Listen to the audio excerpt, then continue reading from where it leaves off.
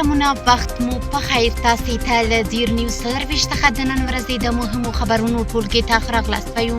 نن چهارشنبه ده د 1404 هجري لمریز کال د زمري 9 چې د 2015 زیږدیز کال د اګست له شلمې سره برابره ده. زه شبنم وزیری یم او تاسې ته له زیر نیوز سرویس څخه د هیواد او نړۍ مهم خبرونه وړاندې کوم. خو په سر کې د مهمو خبرونو سرټکي. د چین، افغانستان، پاکستان درې اړخیزه ناسته. د اسلامي امارت بهرنیو چارو وزارت ویلي چې یاده ناسته کې د افغانستان، چین او پاکستان ترمنځ پر سیاسي، اقتصادي او ترانزیتي برخو کې د اړیکو پر پیاوړتیا ټینګار شوی. هرات کې ترافیکي پیښه کې 9 کسانو خپل ژوند د لاسه ورکړی. د هرات اسلام کلا پر لار د ترافیکي پیښې له امله 9 هغو افغان کډوالو ژوند د لاسه ورکړی چې تازه له ایران څخه هیواد ته د راستنېدو په حال کې وو. او چین د کمربند او لارې ستره پروژه کې د افغانستان یو ځای کېدو ته لیوالتیا ښودلې ده. د خبرونو تفصیل. نن په کابل کې د افغانستان، چین او پاکستان د بهرنیو چارو وزیرانو د ډیالوګ شپږمه ناسته ترسره شوه. د اسلامي امارت بهرنیو چارو وزارت ویلي چې په یاده ناسته کې د افغانستان، چین او پاکستان ترمنځ پر سیاسي، اقتصادي او ترانزیتي برخو کې د اړیکو پر پیاوړتیا ټینګار شوی. د هیواد د بهرنیو چارو وزیر ویلي چې درې واړه هیوادونه په اقتصادي برخه کې د پام وړ ظرفیتونه لري چې باید په ښه ډول ترې ګټه واخیستل شي او اقتصادي موضوعات له نورو مسایلو سره ونه تړل شي. نوموړي زیاته کړه چې د اسلامي امارت له حاکمیت وروسته خپله بهرنۍ پالیسي د اقتصاد په محور اعلان کړه او د اسلامي امارت هڅه دا ده چې افغانستان د امنیتي ننګونو له روایت څخه د اقتصادي نښلون د څلور لارې په روایت بدل کړي.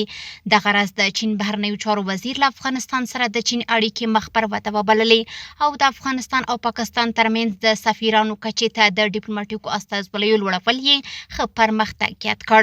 په دغه ناسته کې د پاکستان بهرنیو چارو وزیر اسحاق ډار یا د درې اړخیزه ناسته د درې واړو هیوادونو د همکاریو د پراختیا لپاره ښه فرصت وباله.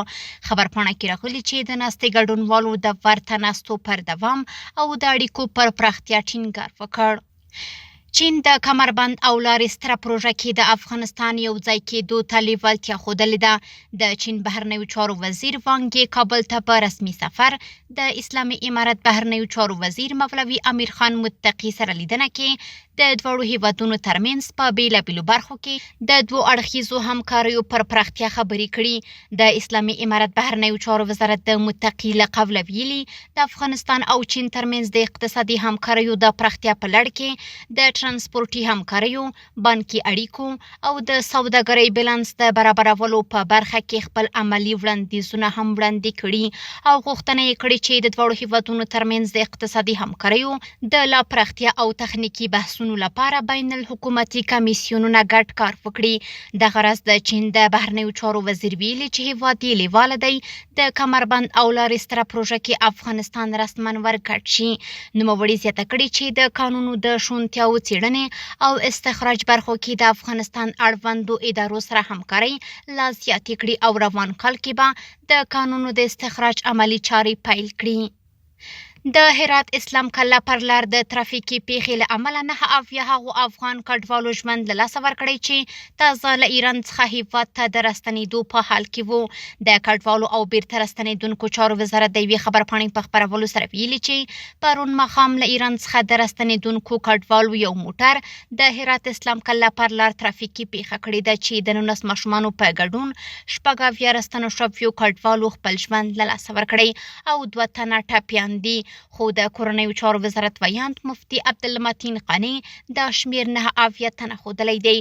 پیښه له مسافر وړونکي بس سره د یوه موټر سایکل او تیلو ټانکر د ټکر له امله رامنځته شوې چې په پایله کې مسافر وړونکي بس اور اخیستی دی.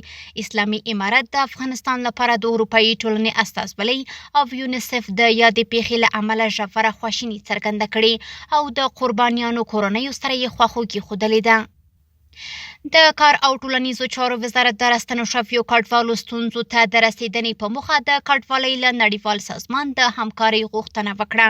د کار او ټولنیزو چارو وزارت ویاند سمیع الله ابراهیمي ویلي چې د کار چارو معین مولوي محمد زاهد احمدزي د خپل کار په دفتر کې نویو راستنېدونکو هیوادوالو ته د کار موندنې په موخه په افغانستان کې د UNHCR سازمان له سرپرستې وانیسا میټربولي سره لیدنه کې وویل چې له ګاونډیو هیوادونو څخه راستنېدونکي کډوال له ډېرو اقتصادي ستونزو او ننګونو سره مخ دي. نوموړي زیاته کړه چې د هغوی د باثباته ژوند د پرمخ بیولو لپاره دوامداره د عوایدو سرچینو، سرپناه، د اوسېدو ځای او په هیواد کې دوی ته د کاري فرصتونو او د فني او حرفوي زده کړې زمینه برابره شي.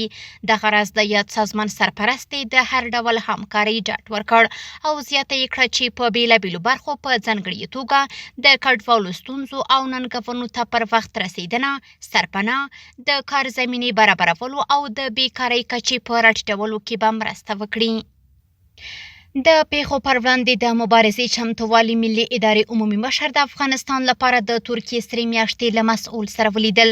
د پیښو پر وړاندې د مبارزې چمتووالي ملي ادارې ویلي چې د یادې ادارې مشر ملا نورالدین ترابي د افغانستان لپاره د ترکیې 3 میاشتې له مسؤل نعیم الله کریمي سره لیدنه کې له یاد پلوي وغوښتل چې د دې ادارې لپاره په مرکز او ولایتونو کې په منظم ډول د رضاکاران جذب او وروزي او په یاده برخه کې د اړوندو ادارو د بشپړې همکارۍ غوښتنه وکړه. د افغانستان لپاره د ترکیې 3 میاشتې مسؤل وویل چې دوی به د ترکیې له سفارت، ټیکا او جیکا سره هم خبرې وکړي ترڅو د دوی ادارې او د ترکیې د AFAD ادارې ترمنځ همغږي او اړیکې نورې هم پیاوړې شي. کورني خبرونه هم دومره و. د نړیوالو او سپورتي خبرونو لپاره زموږ پاڼې وڅارئ. په خپل رسنیو باندې فیسبوک، انسټاګرام، ایکس یا پخوانی ټویټر، یوټیوب او ټیک ټاک زموږ خبرونه خوښئ او موږ تعقیب کړئ. ادرس یې زیر نیوز 24 تر 7 خبرونه د الله پامان.